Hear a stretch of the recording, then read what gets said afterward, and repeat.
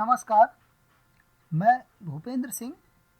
आज हम एनसीईआरटी की कक्षा 8 के लिए इतिहास की पाठ्य पुस्तक हमारे अतीत 3 के भाग 1 के अध्याय 1 कैसे, कब और कहाँ के बारे में विस्तार से जानेंगे और समझेंगे। भारत का पहला नक्शा जेम्स रेमेल द्वारा तैयार किया गया था। जेम्स रेमेल को रॉबर्ट क्लाइव ने हिंदुस्तान के नक्शे तैयार करने हेतु अधिकृत रूप से भारत भेजा था, यानी उसको ऑथराइज किया था कि भाई आप जाइए और भारत के नक्शे बनाइए, क्योंकि ब्रिटिश ईस्ट इंडिया कंपनी ने वहां पर शासन शुरू कर दिया था। उस समय एक काल्पनिक स्त्री को चित्रित किया जाता था जिसे ब्रिटेनिया के रूप में संदर्भित करते थे। क्या कहते थे? ब्रिटेनिया। ये ब्रिटिश सत्ता की प्रतीक महिला थी। ब्रिटेन की महारानी उस समय थी विक्टोरिया। तो उस महारानी विक्टोरिया के तीसरे पुत्र का नाम था राजकुमार आर्थर, जिसको ड्यूक ऑफ कैनॉट यानी प्रोविंस अर्थात प्रांत का संभ्रांत व्यक्ति की उपाधि दी गई, यानी ड्यूक ऑफ कैनॉट की उपाधि उसको दी गई थी। ब्रिटिश अंग्रेजों ने गवर्नरों के माध्यम से भारत पर शासन किया। भारत का प्रथम जो गवर्नर जनरल था वो वारेन हेस्टिंग्स थे, जो कि 1773 ईस्वी में बंगाल के प्रथम गवर्नर बने। ए हिस्ट्री ऑफ ब्रिटिश इंडिया यानी ब्रिटिश भारत का इतिहास, ये एक पुस्तक थी जो कि स्कॉटलैंड के अर्थशास्त्री और राजनीति शास्त्री जेम्स मिल ने 1817 ईस्वी में लिखा था। इस पुस्तक को उन्होंने 3 खंडों में लिखा था। जो 3 खंड थे, पहला खंड था जिसमें हिंदुओं के बारे में वर्णन था, दूसरे खंड को उन्होंने मुस्लिम नाम दे के वर्णन किया और तीसरा खंड उन्होंने ब्रिटिश रखा। लेकिन बाद के इतिहासकारों ने इस वर्गीकरण को या इन खंडों को नकार दिया, क्योंकि भारत में ऐसी स्थितियां कभी उत्पन्न नहीं हुई थी 1947 से पूर्व कि जब भारत में हिंदू अलग थे या मुस्लिम अलग थे और ब्रिटिश अलग थे। और विशेष तौर से जब ब्रिटिश साम्राज्य के दौरान, यानी जब अंग्रेज या British East India company Bharat आई थी, तो अंग्रेज भारत आए तो उस समय हिंदू मुस्लिम अलग नहीं थे, एक साथ होकर अंग्रेजों के विरुद्ध वो लड़े थे। भारत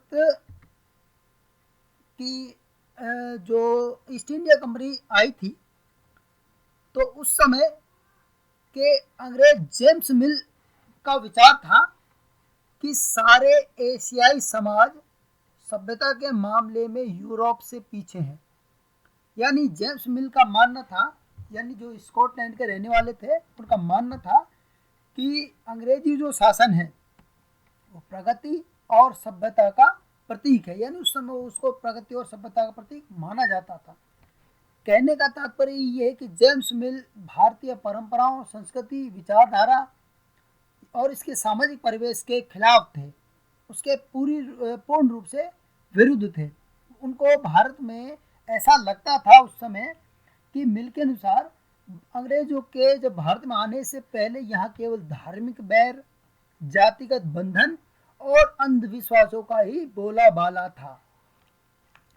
बाद के इतिहासकारों ने भारतीय इतिहास को प्राचीन, मध्यकालीन और आधुनिक इतिहास के रूप में वर्णित किया, यानी इन काल खंडों में बांटा। हालांकि इतिहास के वर्गीकरण की ये जो समझ है वो भी पश्चिम से ही आई है, यानी अभी पाश्चात्य की ही देन है, लेकिन जेम्स मिल के वर्गीकरण से वैज्ञानिक ज्यादा है। पश्चिम में आधुनिक काल को विज्ञान, तर्क, लोकतंत्र, मुक्ति यानी स्वतंत्रता और समानता के आधार पर देखा गया। अंग्रेजी शासन के समय लोगों के पास समानता, स्वतंत्रता या मुक्ति नहीं थी। कहने का तात्पर्य है कि उस समय ये लोग क्या थे कि जो लोगों को समानता नहीं थी, स्वतंत्रता नहीं थी, है ना, और मुक्ति उनमें नहीं थी, यानी स्वतंत्रता उनके पास नहीं थी। वो पराधीन रहकर कार्य करते थे, पराधीन रहकर ही जीवन व्यतीत कर रहे थे। अंग्रेजी शासन, है ना, अंग्रेजी शासन के समय लोगों के पास समानता, स्वतंत्रता, मुक्ति नहीं थी, और इसके साथ साथ उसमें आर्थिक और प्रगति का दौर भी नहीं था। जब स्वतंत्रता, समानता, मुक्ति नहीं होगी तो व्यक्ति आर्थिक विकास नहीं कर पाएगा और प्रगति नहीं होगी। तो इसे ही उपनिवेशिक या औपनिवेशिक युग कहा गया, कोलोनाइजेशन, है ना, कोलोनाइजेशन एरिया इरा। औपनिवेशीकरण किसे कहते हैं, तो इसके बारे में बताया गया है कि जब किसी देश में दूसरे देश के शक्ति प्रभाव अथवा दबदबे के कारण राजनीतिक, आर्थिक, सामाजिक और सांस्कृतिक बदलाव आते हैं तो इस प्रक्रिया को औपनिवेशीकरण कहा जाता है। अंग्रेजों की सोच और समझ ऐसी थी कि वो मानते थे कि भाई चीज़ों को लिखना चाहिए और तमाम जितने भी मुख्य दस्तावेज और कागज हैं उनको सुरक्षित रखना चाहिए। इसके फलस्वरूप अंग्रेजी औपनिवेशीकरण ने भारत में ज्ञापन देने, टिप्पणियां लिखने एवं प्रतिवेदन पर आधारित शासन की नींव रखी। अंग्रेजों ने शासकीय संस्थानों में अभिलेख कक्ष यानी रिकॉर्ड रूम बनाने की परंपरा प्रारंभ कर दी, यानी रिकॉर्ड रखे जाते थे, जितने भी दस्तावेज इकट्ठे होते थे। अति महत्व के दस्तावेजों को संरक्षित करने के लिए अभिलेखागार यानी आर्काइव्स व संग्रहालय यानी म्यूजियम बनाए गए। 1920 में भारतीय राष्ट्रीय अभिलेखागार की स्थापना दिल्ली में की गई, अंग्रेजों के द्वारा ही। भारतीय राष्ट्रीय अभिलेखागार की जो स्थापना है वो दरअसल में वायसराय भवन के पास की गई थी। उसका रीजन ये था कि वायसराय को बहुत सारी जो रिकॉर्ड्स की आवश्यकता ज़्यादा पड़ती थी। तो कहने का मतलब है जो केंद्रीय प्रशासनिक विभाग होता था उसके पास इसकी स्थापना की गई। आवश्यकता पड़ने पर दस्तावेजों की नकल बनाई जाने लगी। नकल बनाने वाले या लिखने वालों को खुशनवीसी या सुलेखनवीस कहा गया।